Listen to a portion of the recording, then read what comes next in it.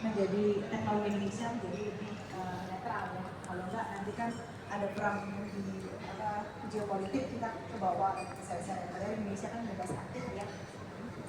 Nah kalau yang ini juga kita udah kan waktu di Beijing 10 November yang lalu tanda tangan binding cooperation agreement disaksikan Bapak Presiden Prabowo. Kita udah rilis belum sih yang berita belum? Tapi sebentar lagi minggu ini ya, minggu ini akan ada rilis lanjut progres intinya kita moving dari November ke sini baru berapa bulan ya? Kurang dari 3 bulan ada progres yang bagus lah, bisa kita ceritakan. Yang ini juga akan selesai di tahun depan 2026. Walaupun kita mungkin announce 2027, tapi partner kemarin bicara sama saya kita akan upayakan lebih cepat 2026. Jadi harapan kita kalau lancar semua 2026 ini 2 tahun yang di Sultan dan Sultan bisa selesai. Kita upayakan. Pengumuman yang baru itu yang di Sultan tadi ya? Yang Sultan ya, tunggu ya. Tanda marah nanti. Ternyata belum. Minggu ini itu good progress. Ya pengen cepet aja, kalau udah investasi jalan masa kita mau pelan?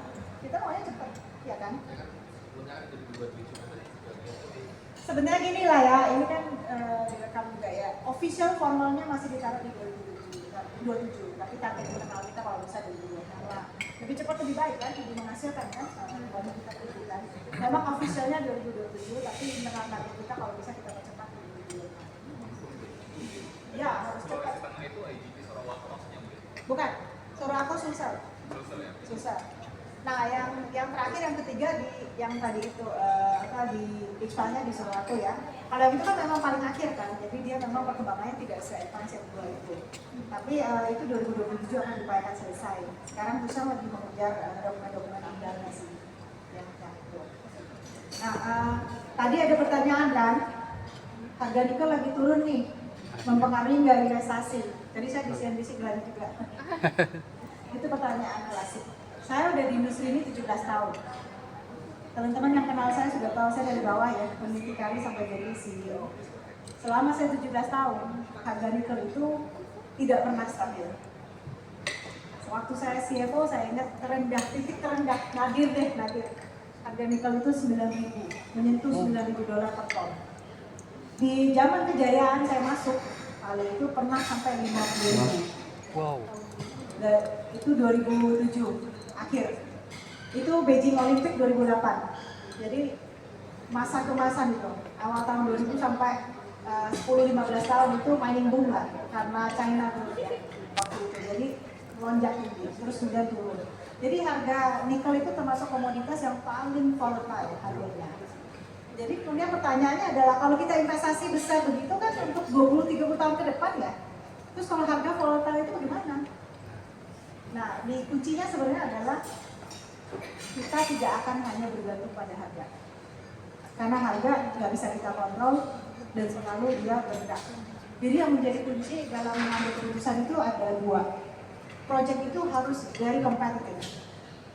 Jadi capex-nya sama opex-nya harus paling kompetitif lah. Nah kalau di dunia itu ada, sebenarnya kita tahu pemain nikel itu nggak banyak.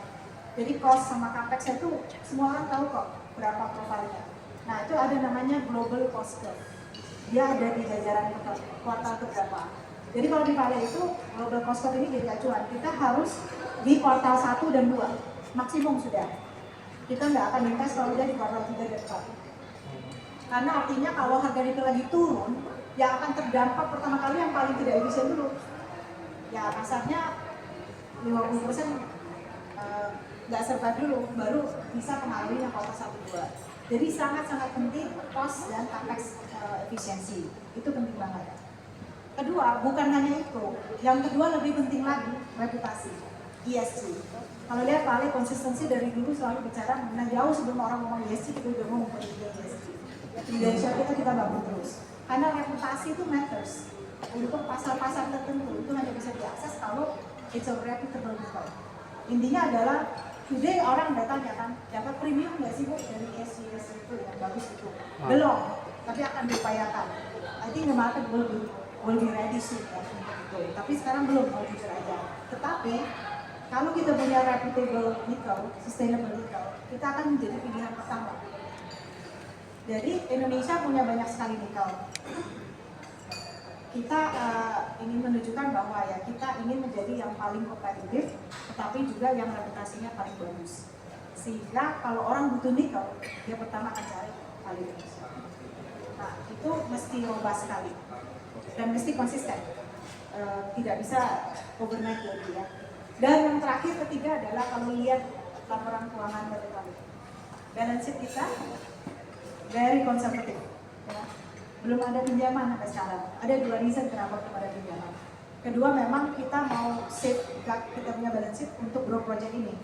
Ya, kita jaga terus, dan ini kan peak time nih, 2025 dan 2026 ini akan peak ya, kan selesainya di 2026. Kita akan coba jaga seminimal mungkin kita pinjam uang, tapi kalau harus pinjam kita pinjam. Ya, sampai sekarang kita belum lihat itu ya, masih bisa kita progres sendiri. Kedua, kenapa sih balance sheet Vale selalu dipegang konservatif? Karena harga komoditi sangat volatile. 2 tahun yang lalu 20.000, 23.000. Kemudian tahun lalu 17.000. Hari ini 15.000. Setiap $1.000 drop di harga itu dampaknya luar biasa ke bottom line. Jadi kita perlu balance sheet yang konservatif untuk menjaga itu. Bayangkan kalau seandainya balance sheet kita highly leverage, harga lagi sekarang kayak gini, pasti khawatir kan? Nah, kita jaga terus di situ.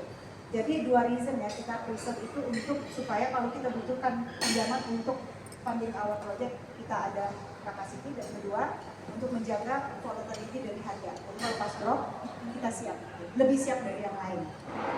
Itu kira-kira deh. Jadi hopefully menjawab dari pertanyaannya. Jadi menurut kita efisiensi sangat penting, lebih penting itu daripada yang lain karena itu bisa kita ukur dan within our control. Dan kedua, reputasi, reputable company dan sustainability sangat penting. Ya. Kalau dari ada yang memproyeksikan dengan